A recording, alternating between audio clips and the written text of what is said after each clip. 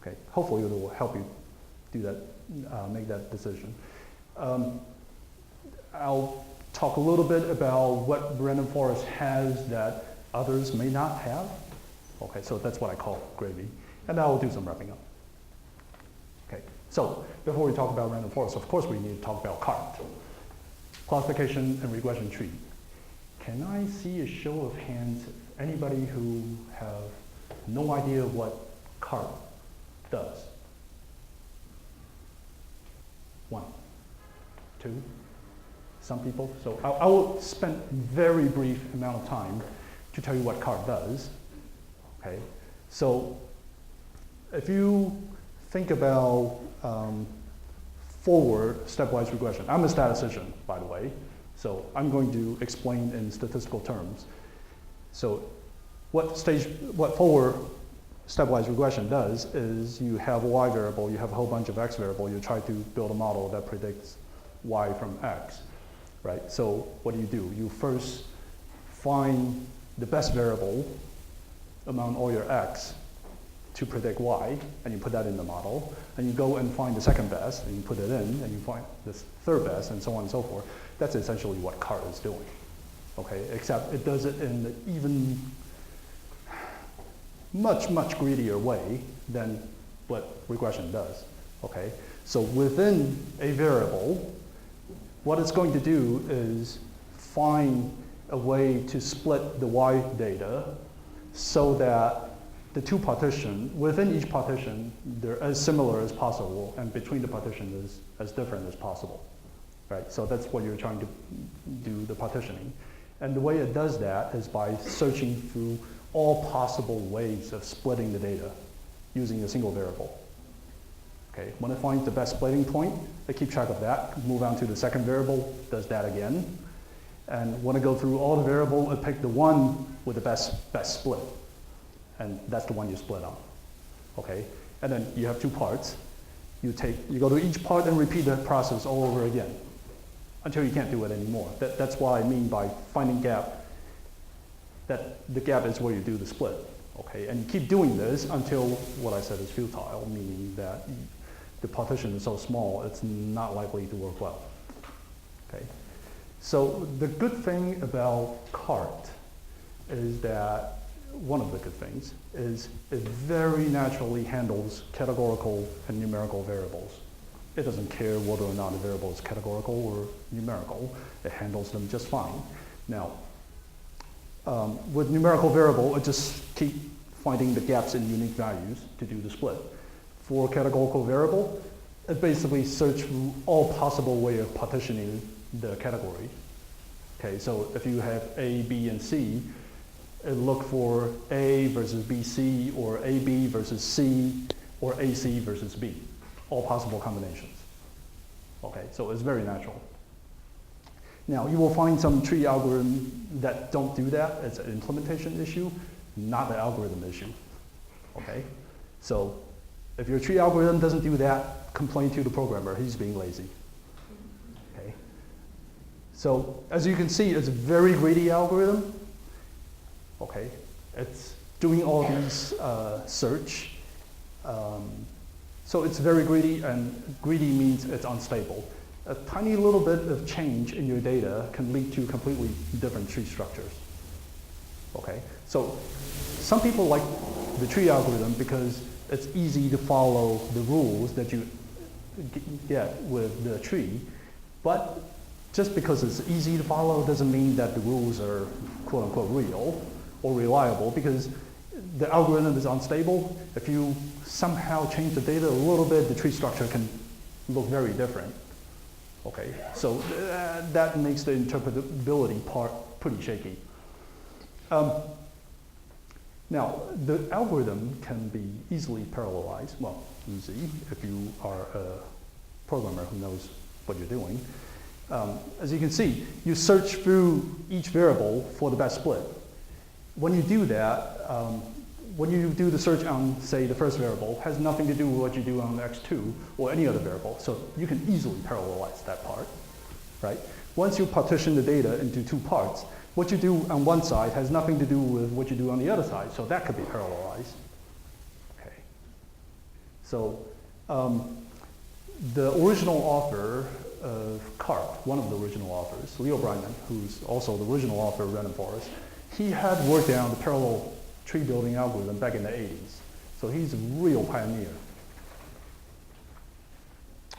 Even though, well, I won't say much more than that. Finding the right size tree. So you can keep splitting the data. When do you stop? Right? So you keep splitting the data, the tree becomes huge and it's complex, it's not so interpretable, and the prediction isn't likely to be working so well. So you have to stop somewhere.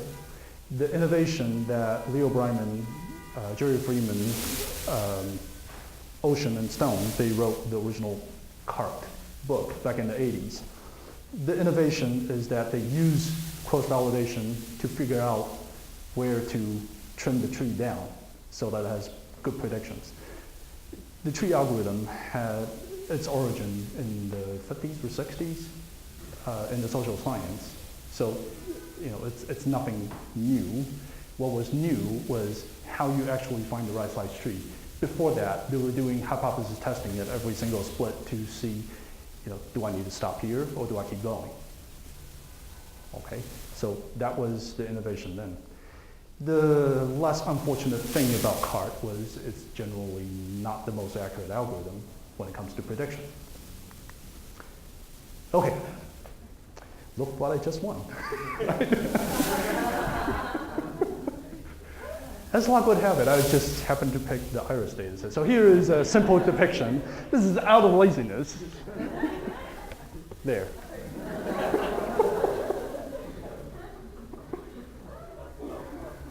I had no idea I would see this. This is perfect. Right. Sorry about the GIF animation. I should have not keep having it cycle, but I don't know how to stop it from cycling. But anyway, so this is basically how a tree works. I'm only using two variables on the iris data set. So there are three species, right? I'm simply using two variables so I can draw the graph. It takes that first root node that has all the data. It searches through both variables to see which one is best at splitting the data into two pieces. Okay, once it does that, I guess this is the first one. Well, no, sorry, here. Okay, so it split off that part. Then it split right here.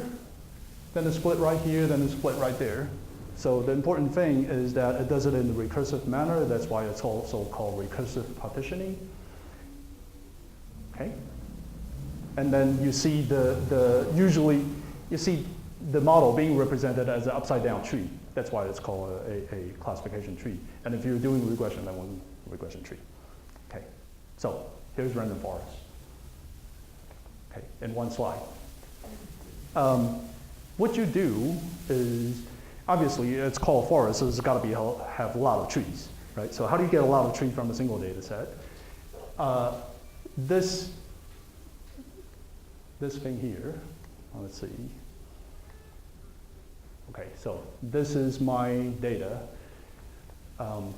Statistician, I'm a statistician, or data scientists probably work the same way. We like to see nice rectangular data table, right? So suppose you already have that. What you're going to do is draw random samples from this data set. And when I say draw random samples, simply means you're sampling the rows. The data, the observations are in the row, variable, and columns. Okay, so you're sampling the rows. Don't worry too much about whether you're sampling with replacement or without replacement. That part is not so important. Okay, so you do that a bunch of times.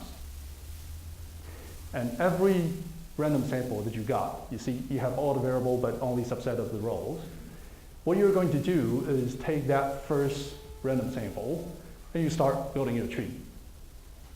Okay, except that when you're doing the splits, you don't search through all the variables like you would in CART. So you see that I have 8 variables.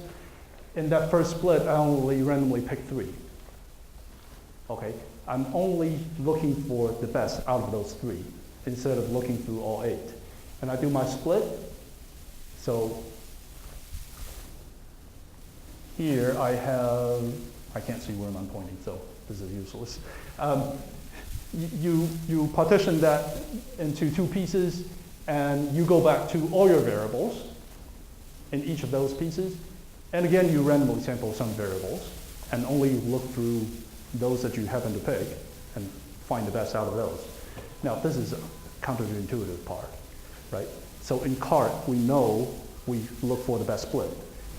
In random forest, we deliberately want the algorithm not to find the best split.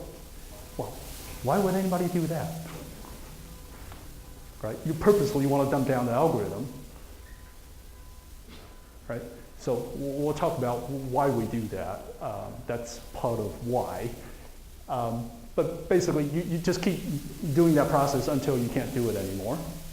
So remember, in random forest, we don't do pruning. You grow the tree to the maximum size. Well, at least for now. We'll talk about why you might want to do differently later. And then you repeat that same process for every single one of your random samples. Okay, that's how you end up with a whole bunch of trees. If you don't do the random sampling, you have the same data, you're going to end up with the same tree. Not terribly interesting. So the randomness, the random sampling is what gives you a whole bunch of different trees. Okay, so I told you how to generate all those trees. How do you do predictions? Right. One thing that sort of bothered me, I get email questions from users, and kid you not, I gotten the same question more times than I care to remember. People asking, so I grew a random forest, where's my final tree? The name is called random forest? Okay. You don't have a single tree. Okay, so here is my analogy of comparison between these two algorithms. So here's CART. Okay, you can drive it everywhere. It's really easy to drive, right? Not particularly fast. Anybody want to guess what random forests look like? Anybody? Sorry?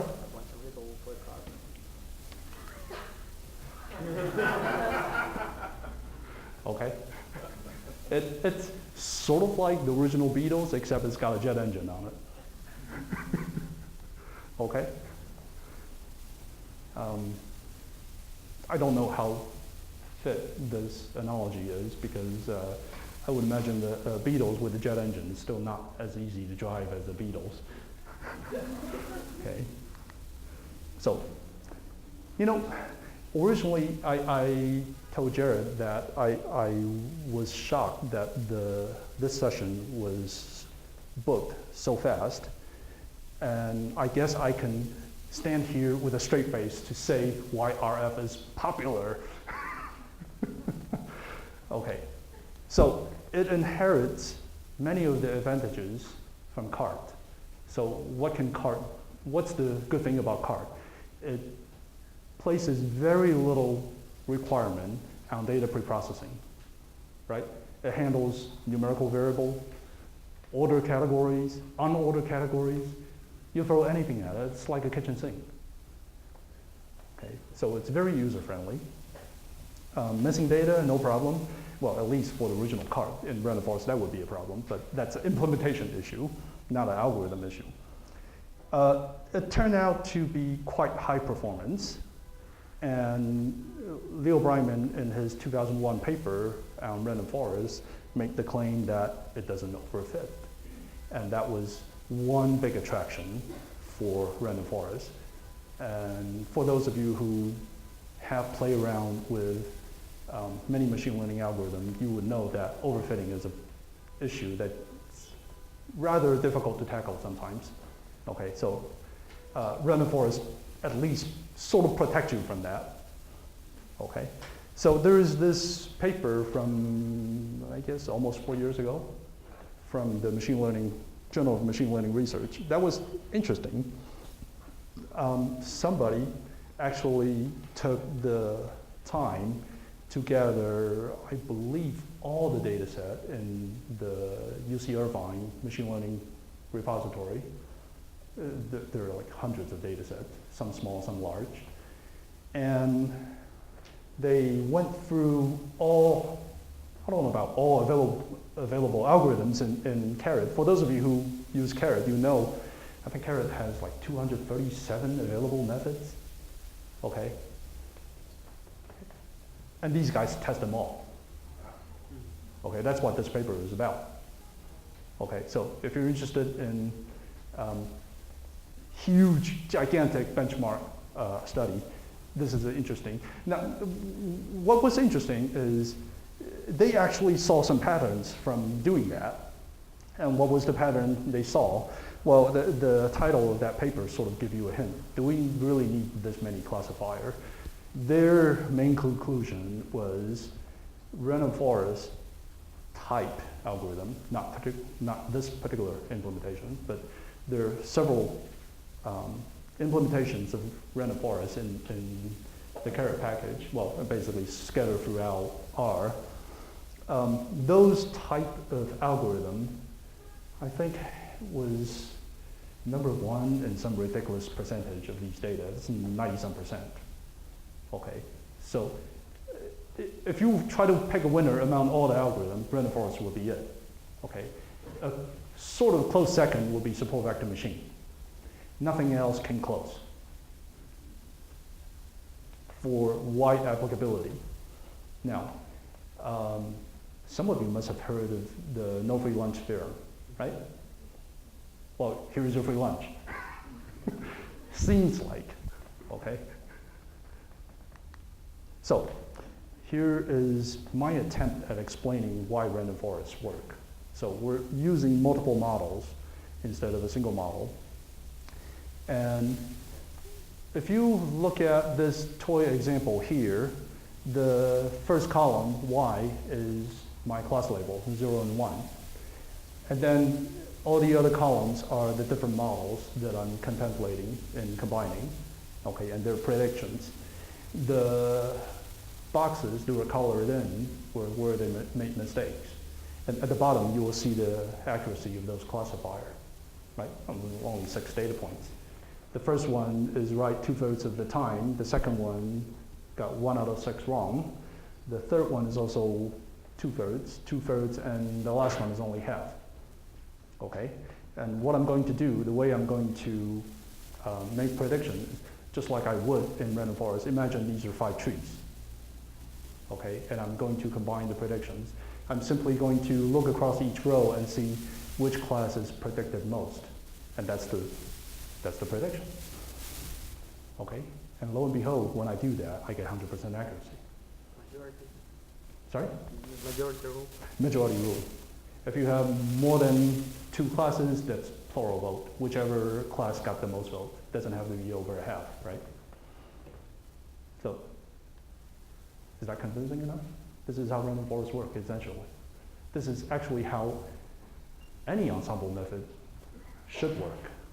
Okay, how do you get it to do this? That's the question. Okay, so the requirement, there's sort of 2 basic requirements. One is that each of these models has to do at least a little bit better than random guessing. They could do a lot better than random guessing, but at least they have to do better than random guessing. 2 is that the mistakes they make, they need to try to make mistakes on different data points. Okay? Think about if I'm trying to combine a whole bunch of classifiers that all have 99% accuracy, but everybody make the wrong prediction on the same data point. I get no mileage at all by combining them. Right? I only get mileage from combining these models when they make mistakes on different things. Right? So not only I need them to do a little bit better than random, but the most important part is I need diversity. Okay, I need them to make mistakes in different parts. Okay, so to give you an example of how ensemble works, not just in classifier. After I made the draft of this presentation, I sent it around to a bunch of my colleagues at work and said, you know, I'm giving this talk in New York. Do you guys mind looking it over and giving your suggestions and comments? lo and behold, several people bothered to go through the presentation and they sent me feedback. The amazing thing, the absolutely amazing thing is a whole bunch of people found quite a few typos. Nobody found the same typo. Literally, nobody found the same typo. Okay. So this is straight out of Leo Breiman's paper on random forest. This is how he explains how the algorithm works. You have correlation among the base models that you're combining, and you have strength of individual models that you're combining. Okay? So correlation is basically how similar those predictions are. And strength is how accurate those classifiers are. So that's basically what I was talking about, right? Diversity and how different they predict. They cannot make a mistake on the same data points, and they need to be a little better than random. So if you have low correlation, that implies diversity. And if you have those classifiers all predicting quite well, then they basically have to be highly correlated, right? Because they basically do give you very similar predictions on the same data point. Okay, so basically you're trying to design an ensemble that will give you a good compromise between these two. Okay, so the single tuning parameter in random forest, according to Leo Breiman, is this thing called mtry. And remember, I talked about when you do split, you don't search through all variables. The number of variables that you randomly pick to search through is this parameter called mtry. Okay? Is this present in one some version in cart also? Like in No. In cart, you have no choice. It searches through all the variables. Okay? So, as you can imagine, when you use very small mtry, it basically makes the trees more different. Right? So that promotes diversity. One thing when I first started looking at random forest, what amazed me was even when you set mtry equal to 1, that basically means every time you do the split, you are so lazy, you simply randomly pick one and say, this is the one I'm going to split on. Even that works. Okay, that's the amazing thing. Well, I mean, well enough most of the time anyway. Okay. So here is one way of looking at random forest or what it's doing. So I'm going to take, again, the iris data set, and again, the two variables. The graph on top is the predicted probability of a single tree using those two variables. So I think I was trying to predict whatever this class was. I think it was versicolor.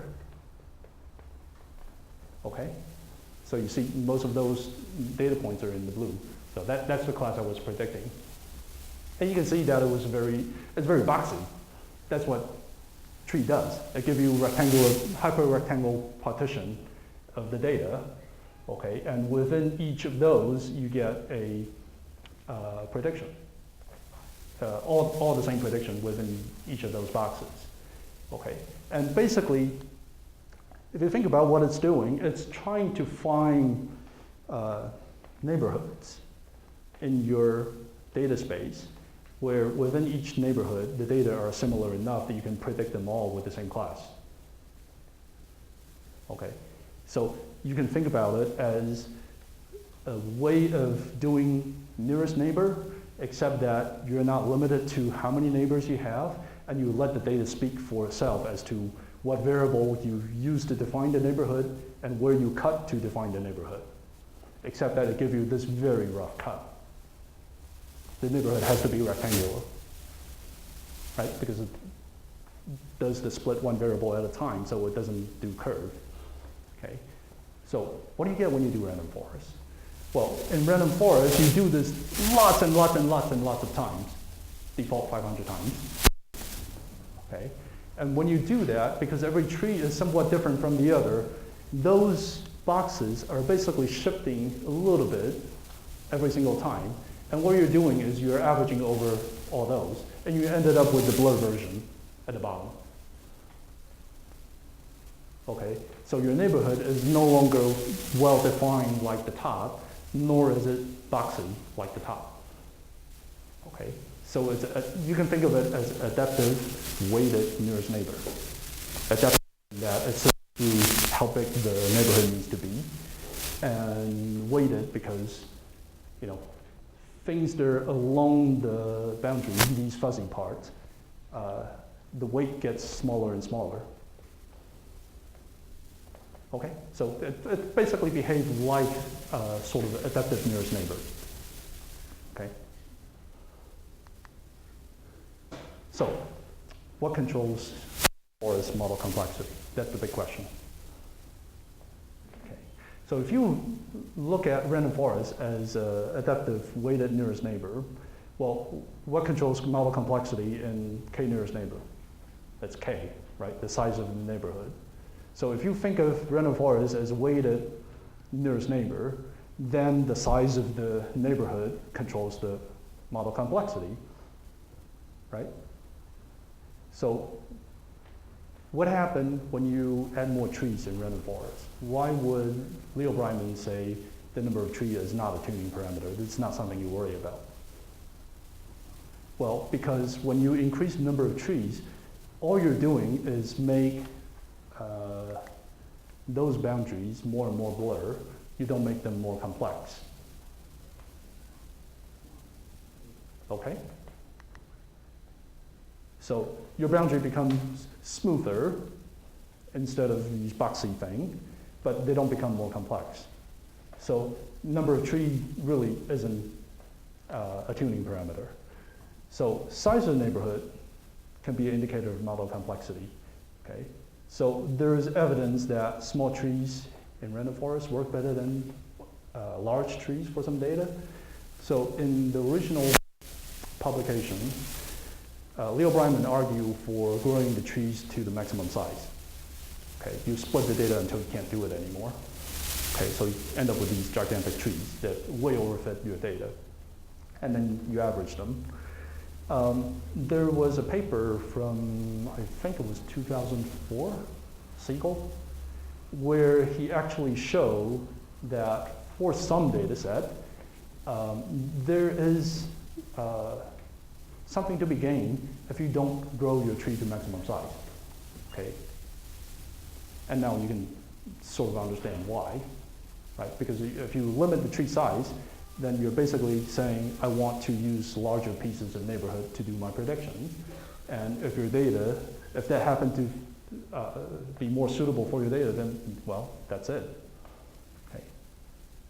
So, given the same data, given the same training data, smaller trees will give you larger neighborhoods. Right? You stop splitting early, so each node will end up with more data. So you're averaging over larger area in your model space, your input space. Okay. So here is a graph that sort of shows you the trade-off between strength and correlation. So what I did is I took the simulated data set. I'll show you which simulation I did. What I did is because this is simulated, so I can have training set and I can have test set and come from exactly the same model. And what I did is I look at the individual tree prediction. If I grew 500 trees, the average prediction of those 500 trees. Here I'm looking at the individual prediction of those 500 trees. Okay, so I can look at that's my root mean square error. This is a regression problem. And I can look at the prediction, the predicted value of correlation, pairwise correlation amount from the trees. Right? So if I have the 500 tree forest, I have 500 set of predictions. I can compute a 500 by 500 correlation matrix, right? and I can take the median out of those pairwise correlation. And that's what I'm plotting here. Every data point is a random forest. And those random forests were built using those parameters. So I use different m-trie, and I use different node size. Okay, now node size basically sort of control how far I split. Okay, so larger node size meaning I have smaller trees. Okay, and as you can see, what happened when you change m-trie is when you let m-trie become larger, okay, the correlation goes up. Okay, because each individual trees are doing something that's more similar. When you use smaller m-trie, the trees are more different, therefore the correlation goes down. Okay, but as you dumb down the algorithm by using a smaller m-trie, even though you make the trees more diverse, but then you take a hit in the prediction accuracy of the individual trees. Okay, so that's the graph on the left. On the right, instead of changing node size, I'm changing something else, which I call sample size. Now remember, in the slide where I explained random forest, I said draw a random sample. I didn't say how many you draw, right? So the sample size is that parameter. How many data points do you randomly draw to grow each tree?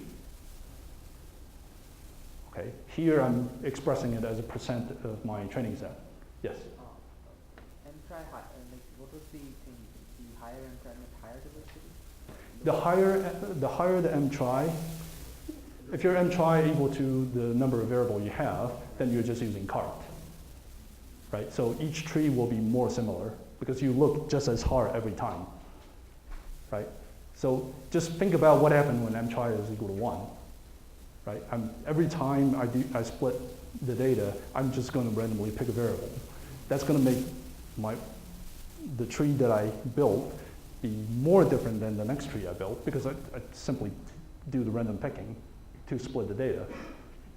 Right? Whereas I search through all the data, all the variables, they will be a lot more similar. Okay? So you can see the trade-off between the two. Okay? So here, for those of you who have been frustrated with the fact that you can't really tune random forest, here is hopefully some good news for you. Here's some suggestion of things you can try. So you can use m-trie to balance correlation and strength. A larger node size, as I said, forced the algorithm to produce smaller trees and therefore larger neighborhood. A smaller sample size also make the tree smaller. Okay, but how the two are not the same because when you use smaller sample size or use a smaller subsample, smaller.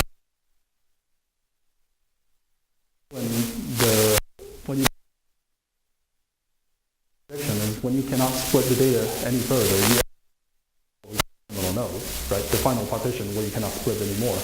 Whatever data you have left there, if you're doing regression, you just average those, right? If you draw a very small subsample, those small subsamples are the only data that it sees. It doesn't see the data you didn't include, okay? So that's not the same as using larger node size, okay?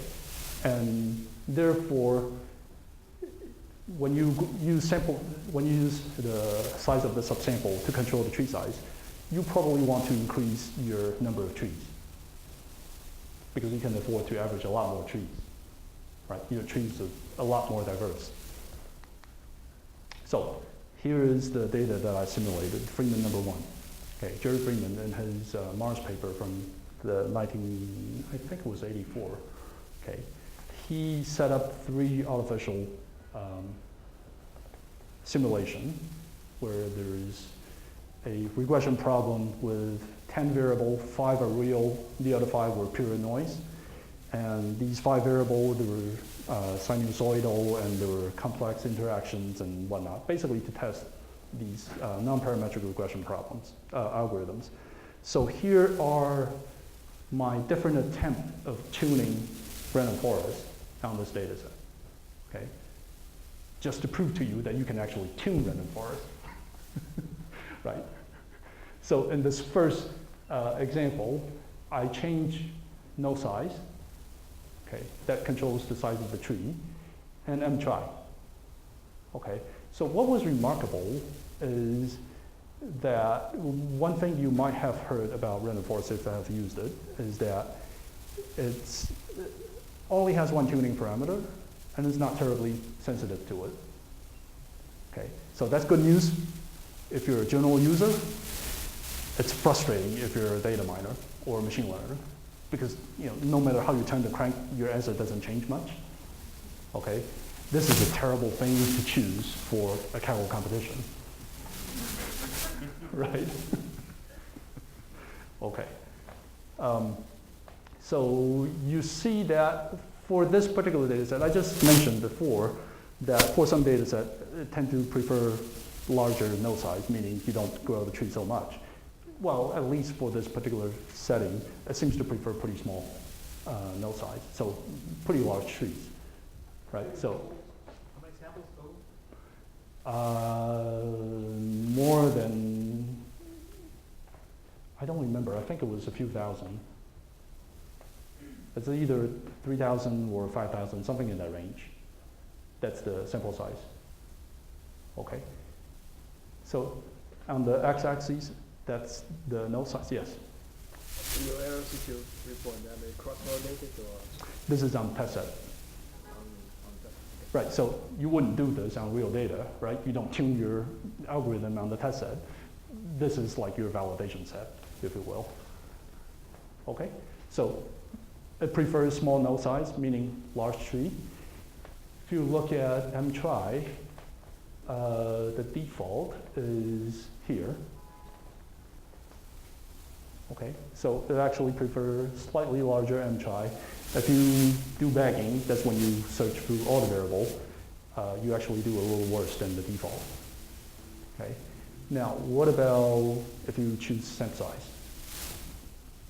Okay, you will see that in random forest, if you don't specify sample size, it does a regular bootstrap, which pick up about 63% of your training set every time. So that's about 63%. That's about right here. So you can see that it's the optimal is quite close to the default. Okay, and in the last plot, I just picked the best mtry and vary the other two. The performance does change, even though if you can read the numbers, they don't change that much, but you do see the curve. Okay? So, Leo Breiman's claim, random forest does not overfit. This is, I would say this is really, in comparison to boosting, okay? In some sense, bagging, boosting, and random forest has quite a bit in similarity. Okay, they all use multiple trees. They all combine multiple trees, but they go about it in very different ways. In the number of trees you have in boosting is really not comparable to the number of trees you have in random forest. Okay, so like I said, random forest does not overfit. Basically refers to the number of trees in random forest. You can have as many trees as you want. It's not going to overfit the data in the sense that your test set is not going to go up as your number of trees go up, march off to infinity. You can't do that with boosting, right? Usually when you boost beyond, say, I don't know, a couple thousand trees, it starts overfitting, if not before that. Okay, so why are they different? Okay, so when it comes to overfit, this is my pet peeve. The neural network guys like to use this notion that if your training error and your test set error or validation error is diverging, you're overfitting. Okay, that may be true for neural network. That is absolutely not true for boosting or random forest. Okay, because you think about what what boosting and random forest is doing, it overfits the training data, but it keeps the error rate on the test set low. Okay, so what happens in random forest and boosting is not the same thing as what you see in neural network. Okay, so like I said, because random forest grows the tree to the maximum size, it deliberately tries to overfit the data in every tree. When you combine them, of course it's going to overfit the training set. Okay, and the same thing with boosting. And what was amazing about boosting is what they found, sort of accidentally, is that the original Ada boost algorithm, they don't know when to stop. Right? In random forest, it doesn't matter when you stop. You can compute until you don't feel like it. In boosting, the question is, when do you stop? The original algorithm says when your training error goes to 0, then you stop. Okay? Somebody had the bright idea of keep going, even after the training error was 0, and they found the test set error is still going down. That was the big mystery. Can you boost forever? And they found out eventually that no, you can't. Okay? So, bottom line is, again, the gap between your training set error and your test set error is not a good indication of overfitting. It's really whether or not, when your model complexity goes up, your test set error or generalization error keep going up. That is what I would consider overfitting. Okay? So, comparing random forest and boosting. In random forest, they're grown independently. Okay, so you can easily parallelize this. Okay. Okay. You can grow a tree if you have 1,000 node cluster, you can grow one tree on every single cluster, on every node, and combine them. Okay, that's an easy way of cutting down your training time. You can't do that with boosting. That's a sequential algorithm. You can parallelize the tree construction within each iteration, but the sequence is not parallelizable. Okay? Some people must have used the package XGBoost, right? That's a very popular package, right? It parallelized the tree construction, but it cannot parallelize the boosting sequence. Okay? Random forests use randomness to get diversity, right? Remember from that slide on how Ensemble works, you need diversity in your base predictor. The way random forests go about it is by randomizing something about the algorithm and the data to get diversity. So it's randomness that gives you the diversity in random forest. In boosting, it's not. Okay? And that's why boosting is sequential. You fit a pretty lousy model to your data, you get your revision from the lousy fit, and you try to improve upon it. Okay? So what happens when you do that? Your, shall we say, I model is trying to be different than your previous model. So that's quite deliberate, right? In random forest, it's just jumping all around by chance. In boosting, it doesn't do that. Okay.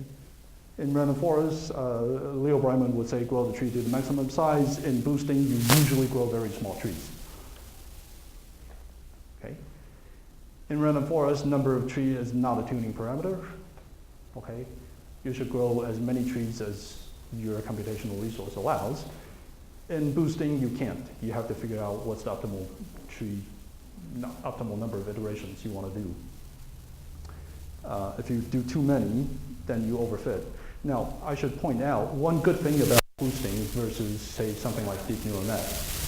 In deep neural net, unless you do, what do they call it? I forgot the term. Unless you keep track of what the parameters are, or your model, checkpointing. Okay, if you do checkpointing, then you keep track. Because your model is sequential, right? So if you found out after you grew 2,000 trees that you started overfitting, that maybe you should only use 1,500 trees, okay? You can just say, stop predicting after 1,500 trees. Ignore the last 500 trees, and voila, you're fine. You can't really do that with deep neural net. Okay, and again, because in random forest you typically grow trees to maximum size, so the model tend to be rather large. As well, the larger your data set, the larger the tree, because you keep growing the tree to the maximum size, so larger the data, the larger the model. So, if you really have gigantic amount of data, the way to go about it, use a small sample size, so you're essentially still growing on a smaller subset of your data, and you can afford to grow more of them.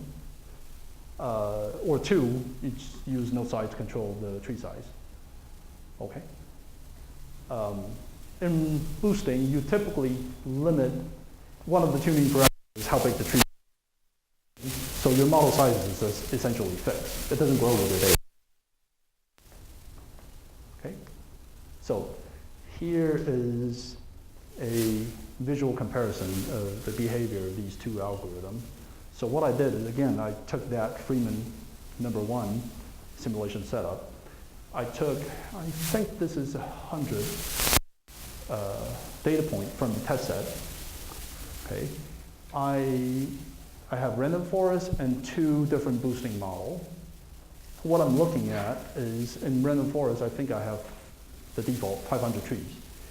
So in my test set, I have 100 data point predicted by 500 trees. I have this 100 by 500 data set, right? So if I flip that, so now I have 500 rows and 100 columns, okay? And I'm going to do a multidimensional scaling projection to see how those trees, the prediction of those trees spread out in sort of a 2D space. And you can see that it's random. There's no pattern to it, right? The first tree is the circle, the last tree is the square, and you can pick any two data points and label them circle or square, it doesn't matter, right? In the middle one, I did that with a boosting model, okay? Thanks to Greg Ridgway, the author of the GBM package, he actually, in some version, I don't know when, because in the beginning he didn't have this feature, but you actually you can ask for predictions of individual trees. Okay, so that's how I generate this. Okay, you can see that this is where it started, this is where it ends. It's quite deliberate, right? It looked like it's doing optimization, right?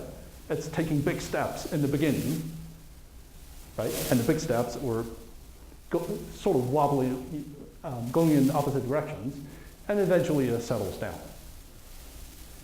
Okay, so the one on the right is again boosting, except now I use much smaller shrinkage. For those of you who,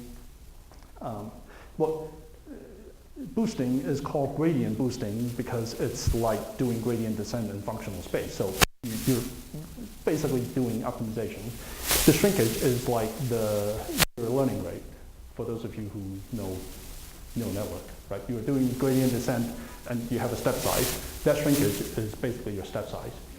Okay, so in boosting, you can take very little step, very small step at every iteration, and therefore you go a lot longer and see what happens when you do that. The behavior is quite different than the middle one, where you have big step size and fewer number of iterations. Okay, and what's interesting is that these two different parameter settings basically give you the same prediction performance. Okay.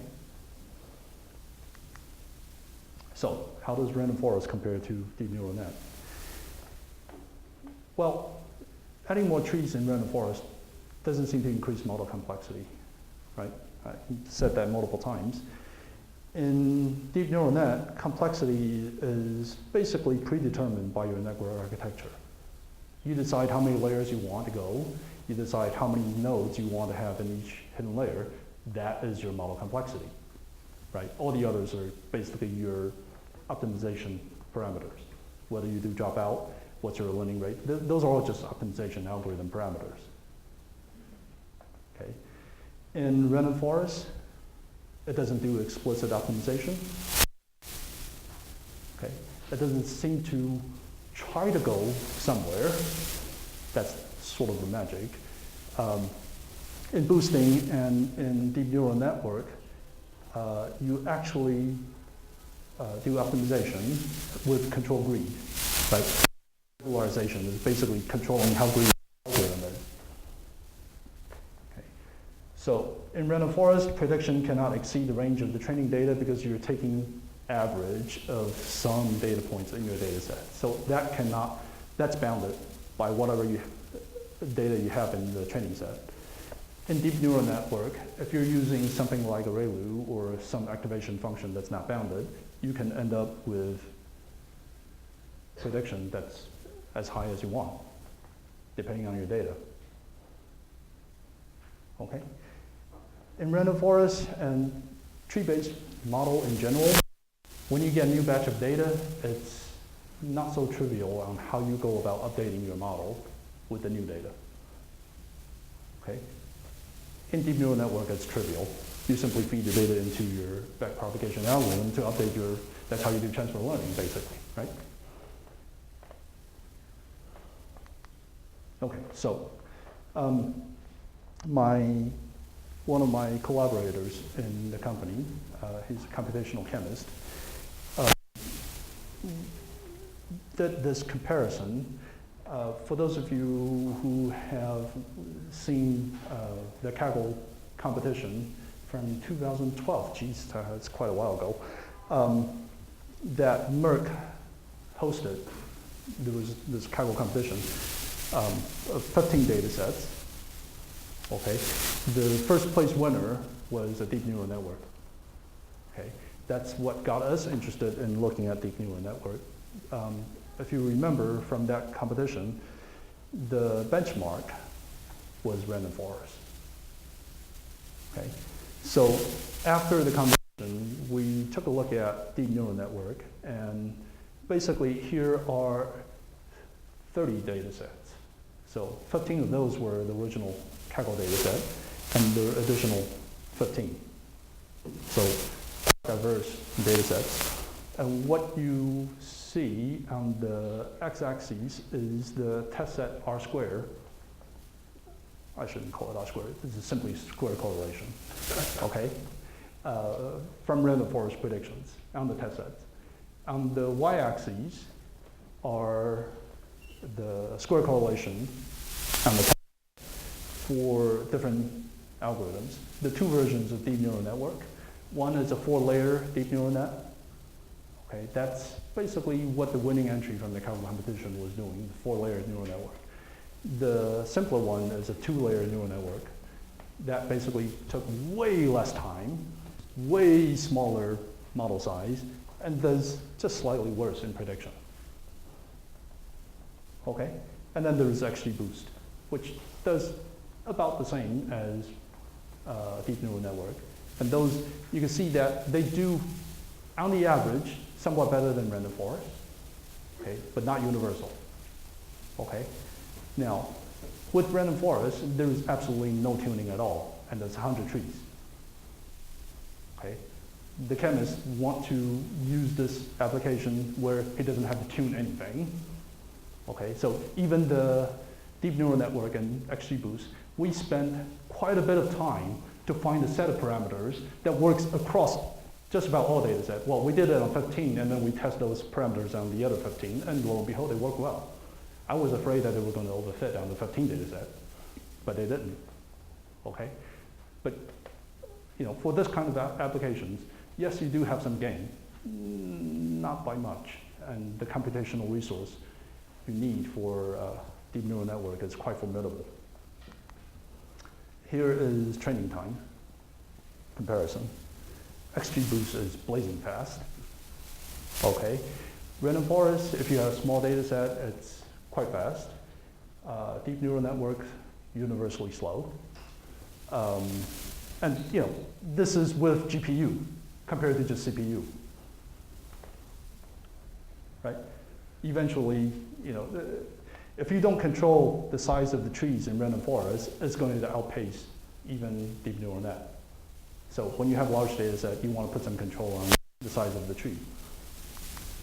Here is the model size. Now, I have to go back and check with this guy because the model size for boosting and deep neural network ought to be more or less constant, right? They shouldn't change with sample size. But you can see that random forest, when you don't put how big the tree can be, it will go crazy.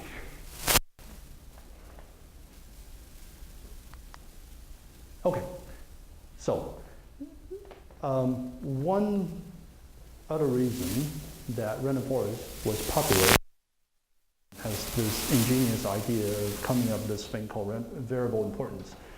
So this is something that other black box algorithm, quote unquote, don't have, in that you train this algorithm, and yes, it can give you good prediction, but you don't know why it gives you good predictions.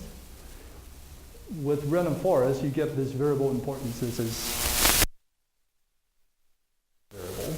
If you mess with this variable and you get a lousy prediction, that basically means this variable, don't mess with it.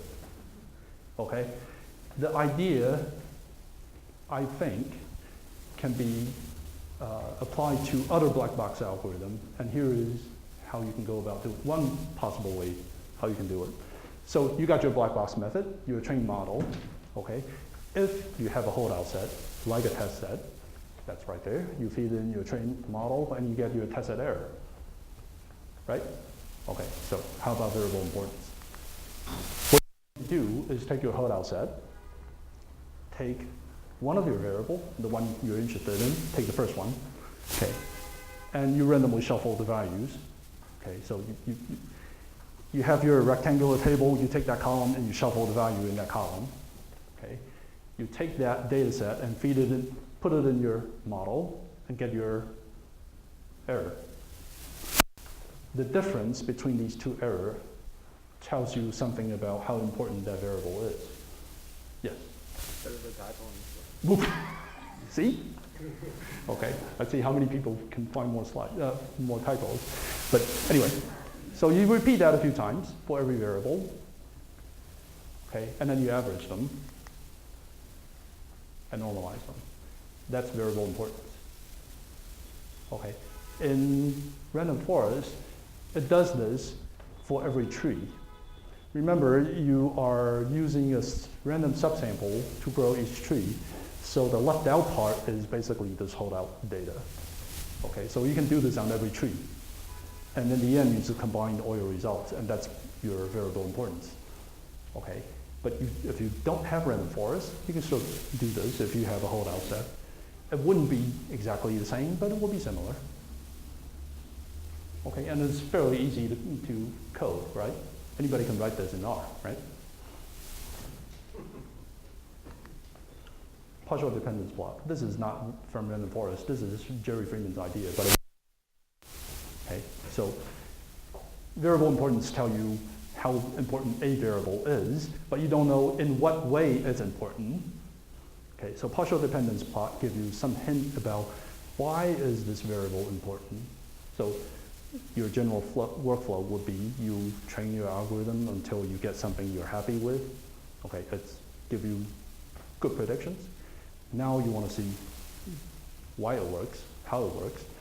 You first generate your variable importance. You take the first few variable that has high importance, and you do one of these, okay, partial dependence, to figure out exactly how it's important. And the way this works is you take this, well, your prediction function, your trained model is basically a multivariate function, right? You have multivariate input, you throw it in the model, it gives you a prediction, right? That's a multivariate function. And what you're going to do is, well, let me just use this. This is how you calculate a partial dependence. Okay, here's your data. Sorry. What you're going to do is replace the first variable, that first column, with some value. Okay, so take out everything in that first column and replace everything with the same value. And you feed that into your training model, and you make a prediction. Okay? After you get all those predictions, you average those predictions. That's the value of the partial dependence function at 1.2. Okay?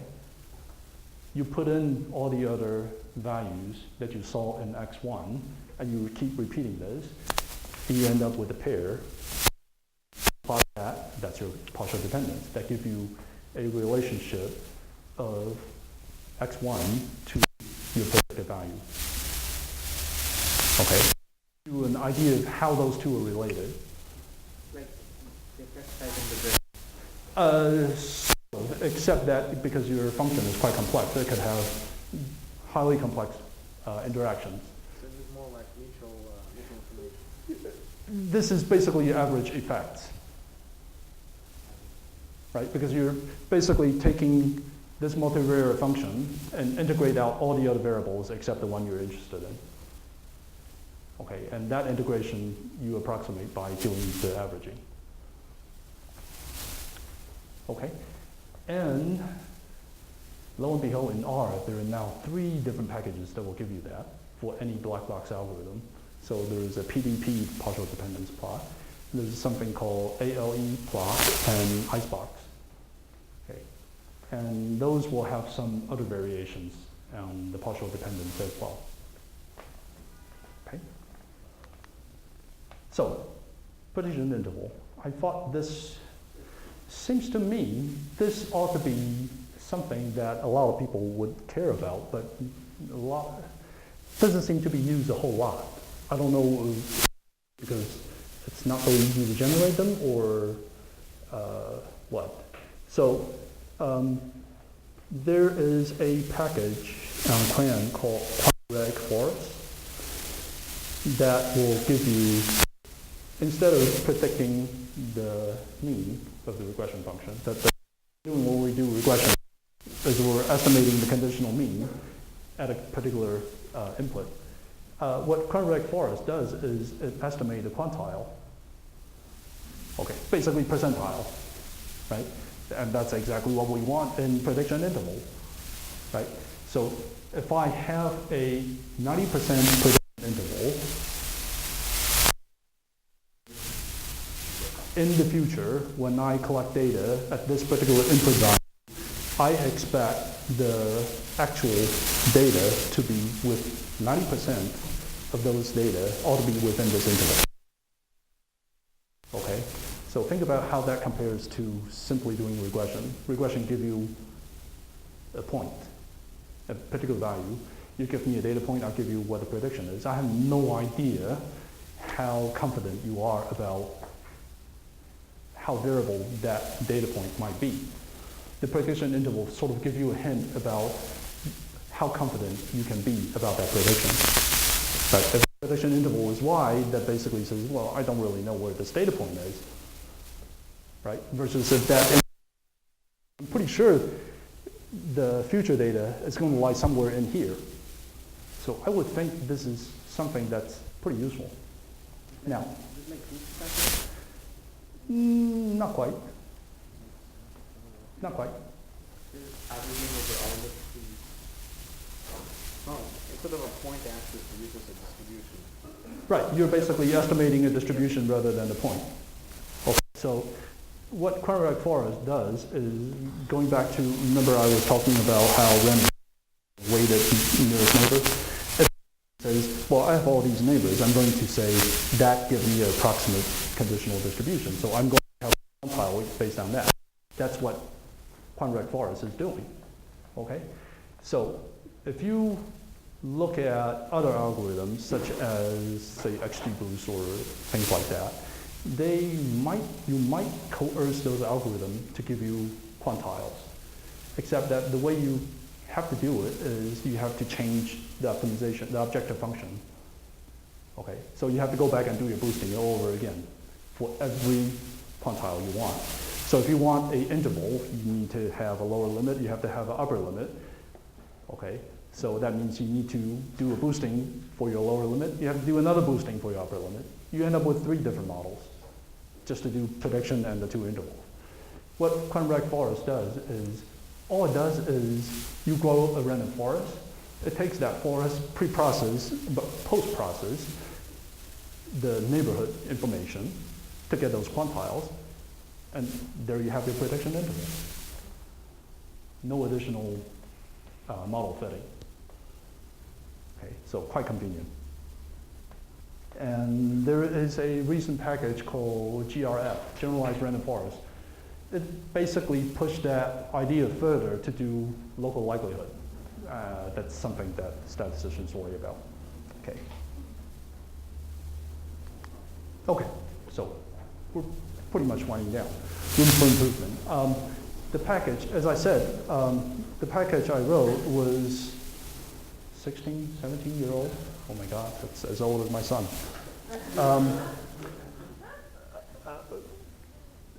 I'm not a programmer, therefore apologies to those people who had used the package.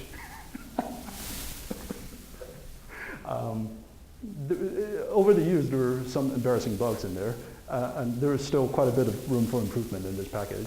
And I'm actually quite glad that there are people, there are independent implementations.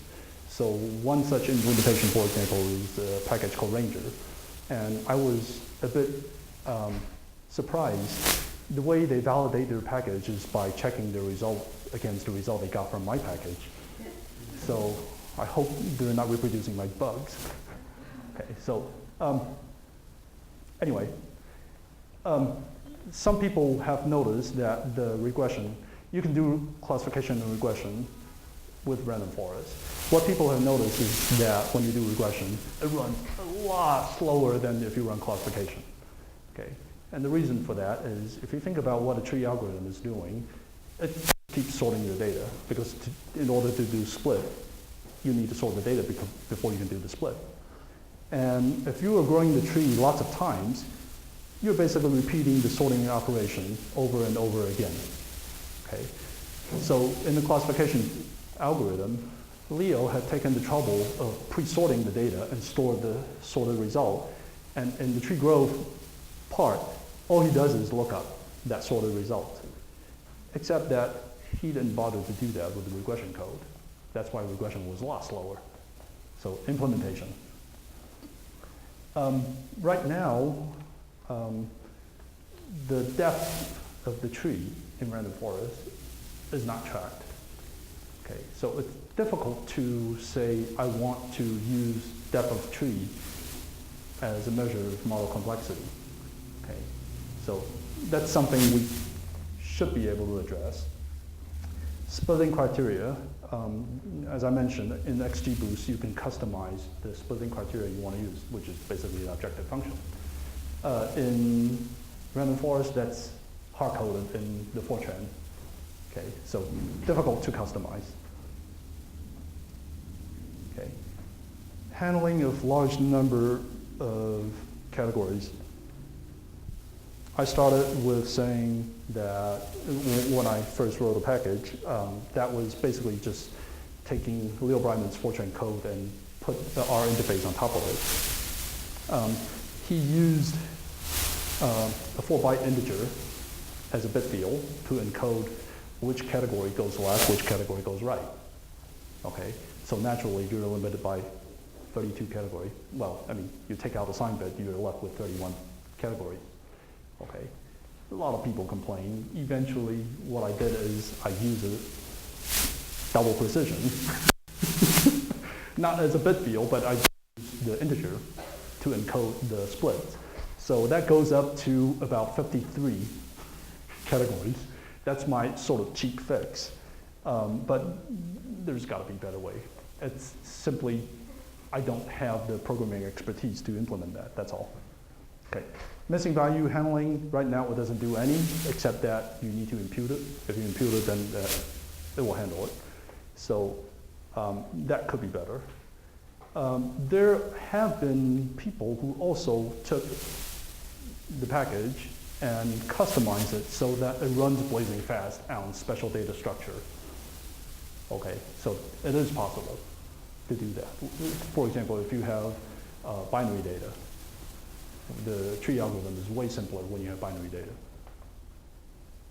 Okay, so this is my last slide.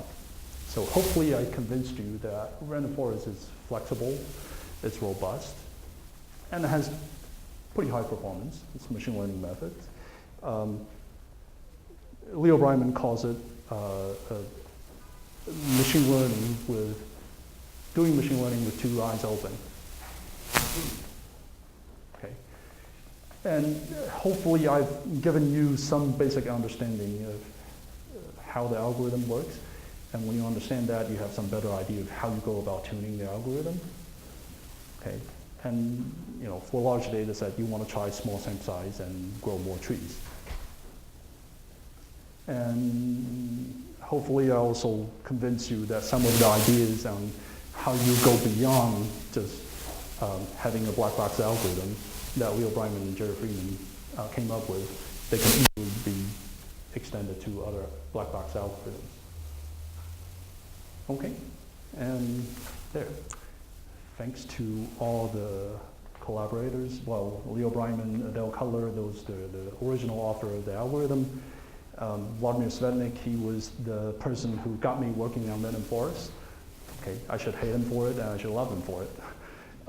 Matt Weiner, who had been my colleague, who sort of helped me finish up the R package back when we started 17 years ago. Numerous summer interns had helped me work down this package some more.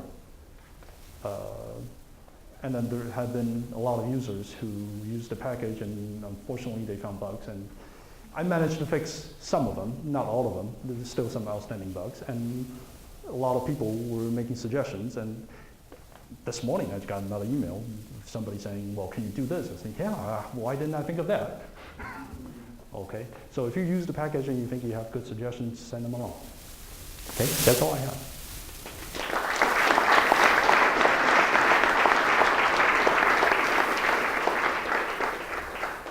Questions? So I have shout. All right.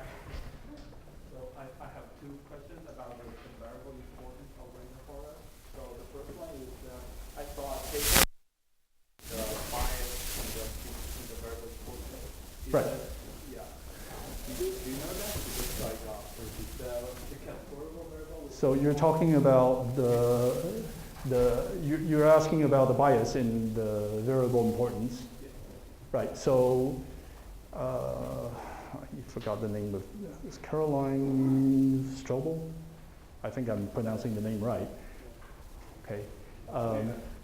They have written, actually, so a package called Party in R that has yet another implementation of randomForest they call C-forest.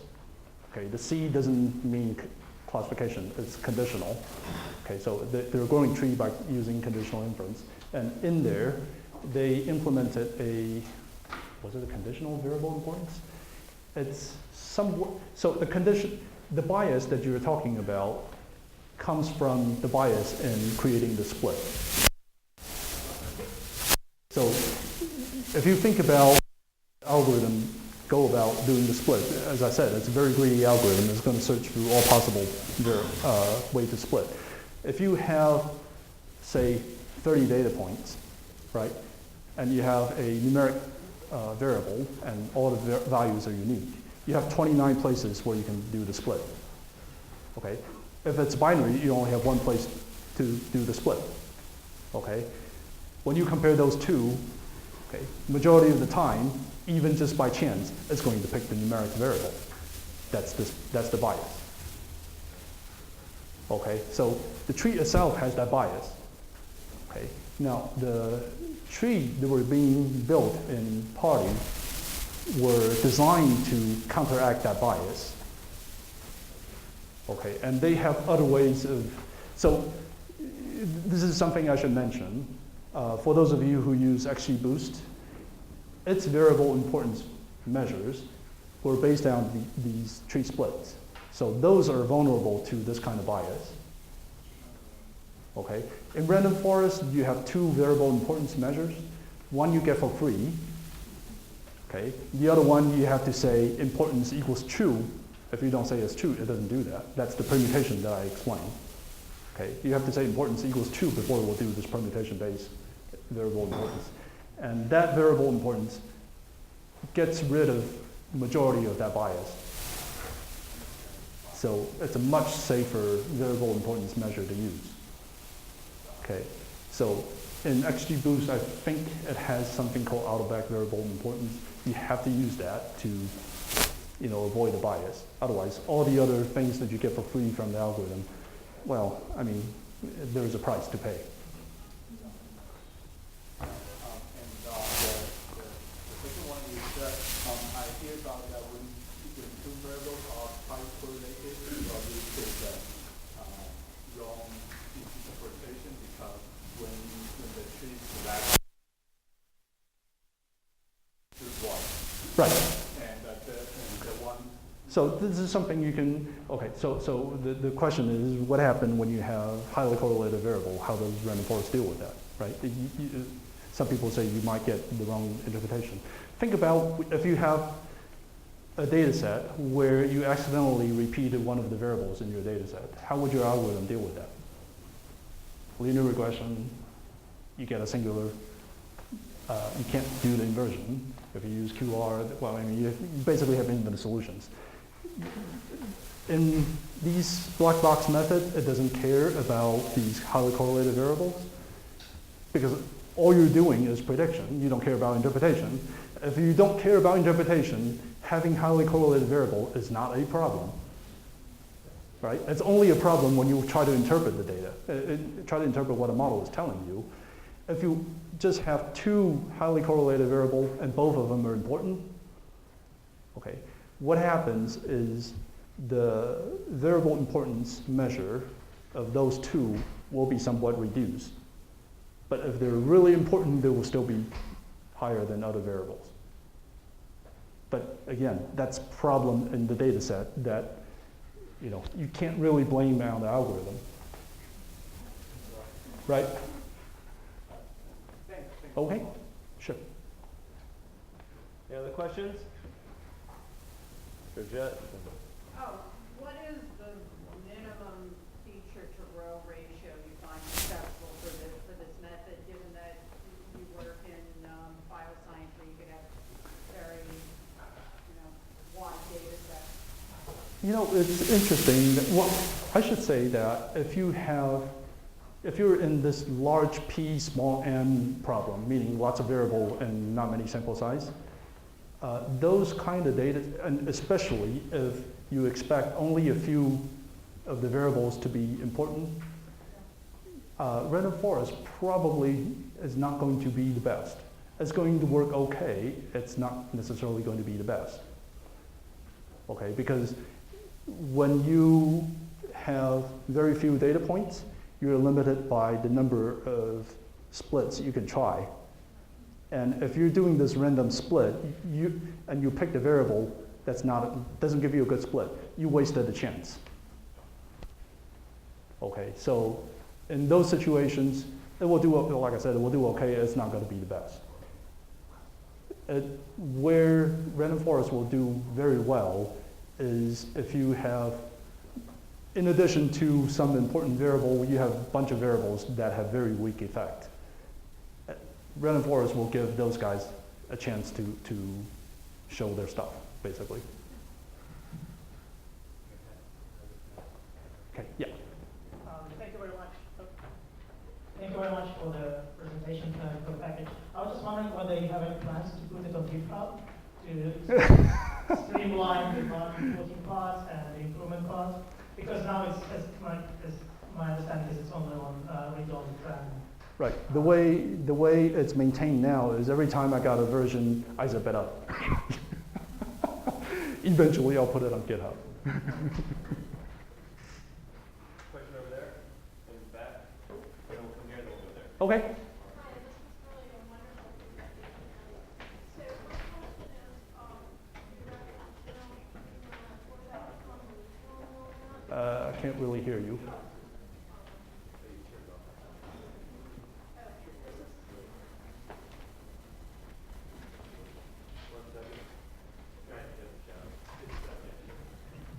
Thank you. This was quite a wonderful presentation. Thank you. So my question is cross-panel lab regression. If you're looking at that as part of an ensemble approach, will that be easier to do with the deep forest versus convolutional neural net or neural net? And also the convolutional neural net versus the neural nets. Are there differences if you're comparing the efficacy or ease of use versus the random forest? Well, I hope I've given you some comparison of deep neural net and random forest, right? So random forest, by the nature that it grows to the maximum size, the more data you have, the more complex it's going to get. Whereas with deep neural net, you basically pre-specify how complex the model is going to be. So with the convolutional neural net, will that apply? It's the same way with convolutional neural network, okay? All the parameter settings in the architecture, the network architecture that you have, either in deep neural net, fully connected network, or convolution, they basically determine the complexity of your model. Okay, so those you predetermine before you start training. You cannot change it after you start training.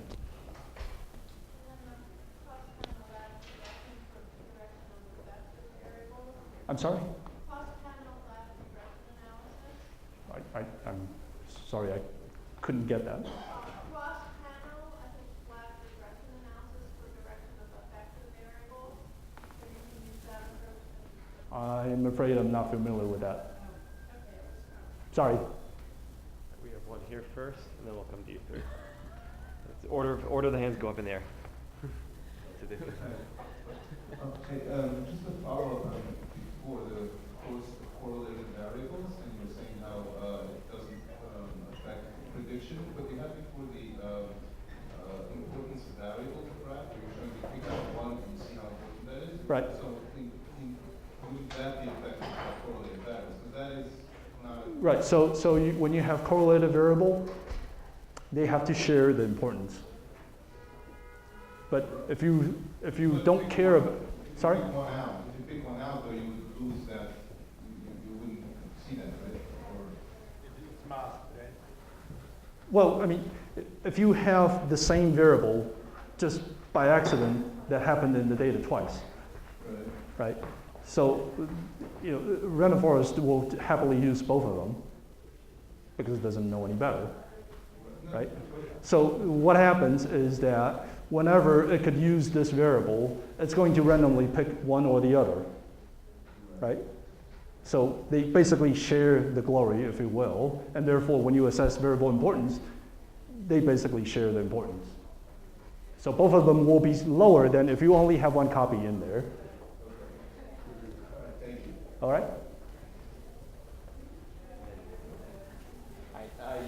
My question is, so if you look at the practical device for using random forest, Mm-hmm. it tends to be that the forest size is usually a few hundred trees.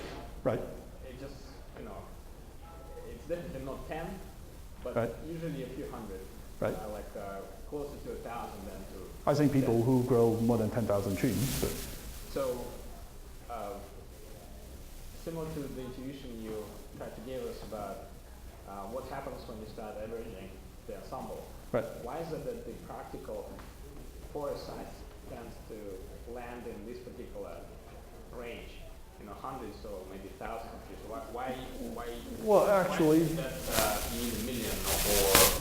typically you don't need that many trees for good predictions. So as you can, A priori, why is there an intuition for why, other than it just so happens in practice? I couldn't really say why, but just for prediction performance, it's quite rare that you need to have more than 100 trees. That's actually the case. So the 30 data set that I showed you, regardless of how small or big the data set is, they're going to grow 100 trees. Okay, I guess one of the things is that because the trees have grown to the maximum size, so by nature of doing that, you're already making the tree adapt to the data complexity. But as you average a bunch of trees to get rid of the blockiness of the Right. separating boundaries. Right.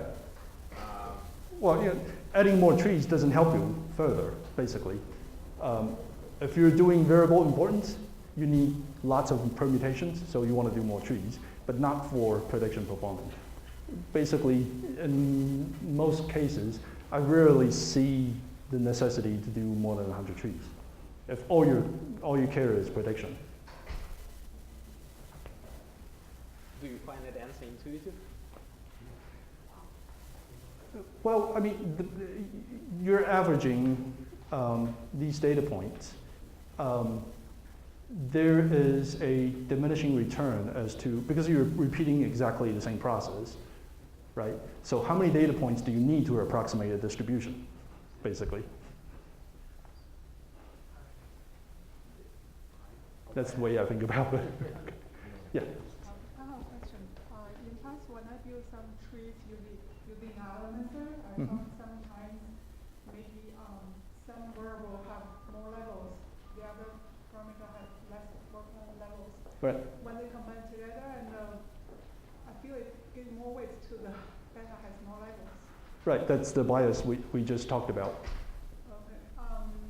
So any suggestion for Well, I mean, if that's something that you really worry about, party is the thing for you, because in growing the tree, it tried to counteract that bias.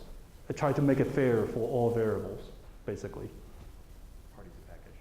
Yes, party, it's partition, I forgot what Y stands for, but that's the package. If you go to CRAN and say, look up the party package, P-A-R-T-Y, it has the C tree and C forest. Those trees will avoid that bias.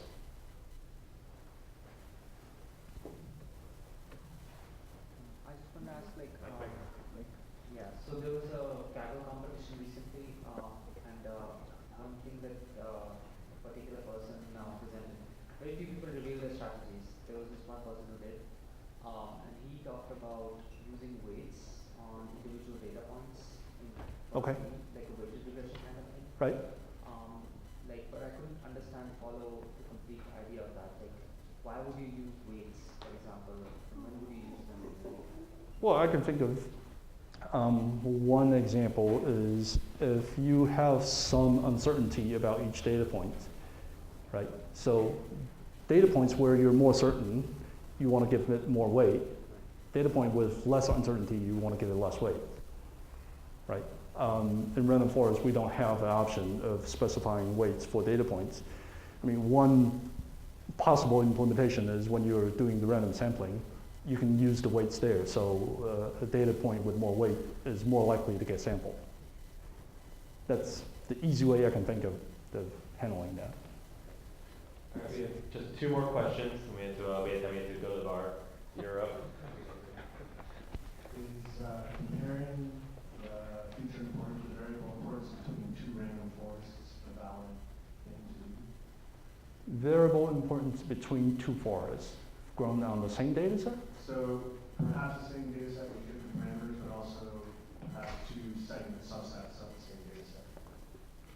If you compare two different segments of the same data set, I would say yes. Different setting of the same data, I would be surprised if they give you drastically different results.